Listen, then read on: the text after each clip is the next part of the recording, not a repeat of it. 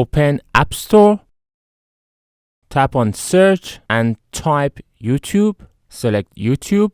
As you can see, it shows many different apps for YouTube, but unfortunately none of these apps is same as YouTube app for Android or iPhone. The best one out of all these apps that I found is called Video for YouTube by Freeman Apps, and I have installed it using Amazon Shopping app instead of App Store.